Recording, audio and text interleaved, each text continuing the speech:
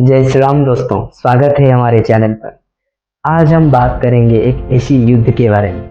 यह युद्ध जिसने युगों का इतिहास बदल दिया था। धर्म और अधर्म आमने सामने खड़े थे, जहां भाई भाई के विरुद्ध, गुरु अपने शिष्य के विरुद्ध और रक्त अपने ही रक्त के विरुद्ध उतर चुका था। तो चलिए शुरू करते हैं इस अध्याय।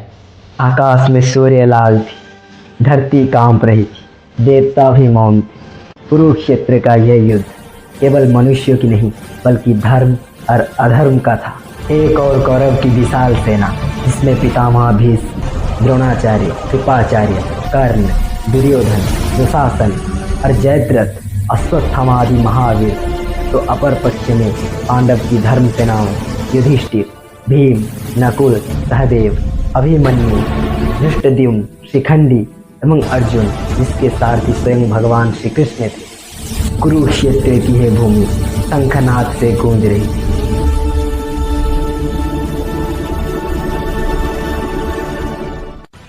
तब अर्जुन ने देखा कि उसके सामने अपने ही बंधु, अपने ही कुटुंब, अपने ही लोग खड़े थे। तो उनके हाथ से गांडीव गिर पड़े और उनके रोंगटे खड़े हो गए और शरीर कांपने लगे। अर्जुन बोले, हे केशव, मैं अपने ही गुरु, पितामह और अपने ही बंधुओं पर बाण कैसे चलाऊं?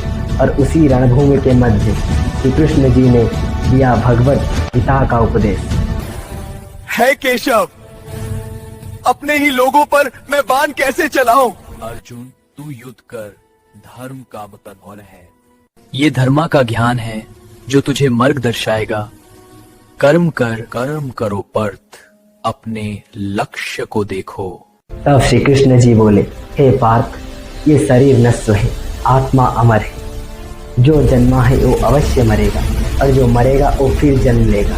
इस अमर सत्य को पहचानो। युद्ध करना तुम्हारा कर्तव्य है। गांडीव उठाओ और अपना कर्तव्य करो, अपना धर्म करो पार्थ। अर्जुन ने धनुष उठाया और गांडीव की टंकार से गूंज उठी कुरुक्षेत्र की रणभूमि।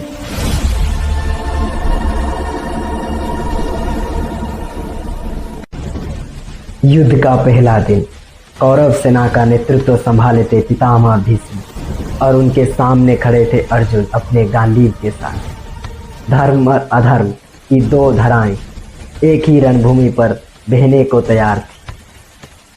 पहले ही दिन पितामह भीष्म ने ऐसा संहार किया कि पृथ्वी कांप उठी। उनके तीरों की वर्षा से पांडव सेना डगमगाने लगी। अभिमन्यु, धृष्टद्युम्न, सात्यकी वीर मैदान में उतरे, फिर भी पितामह का गति रोक नहीं पाए। उनके गति अग्नि के समान थी। पांडव के सेना भयभीत हो उठे। तब युधिष्ठिर ने बोले, हे अर्जुन, तुम ही हो जो पितामह को रोक सकते हो। पितामह भीष्म और कुंती पुत्र अर्जुन अपने अपने धनुष लेके आमने सामने खड़े थे। तो ऐसा लगता था दो पीढ़ियां और दो युग के बीच टकराव। सूर्यास्त हुआ, युद्ध का पहला दिन समाप्त हुआ, पर कुरुक्षेत्र मौन था। हजार हजार योद्धा कुरुक्षेत्र की ये भूमि पर गिर चुके थे। कुरुक्षेत्र की ये रणभूमि धूल, रक्त और आंसुओं से लथपथ हो चुकी थी। भगवान कृष्ण बोले, ये तो बस आरंभ है। हे पार्थ, धर्म की जीत कठिन है, लेकिन अंततः सत्य की ही विजय होती है। वीडियो पसंद आई हो तो लाइक, कमेंट, शेयर, सब्सक्राइब जरूर करें और इसका नेक्स्ट पार्ट लाने में कमेंट जरूर करें।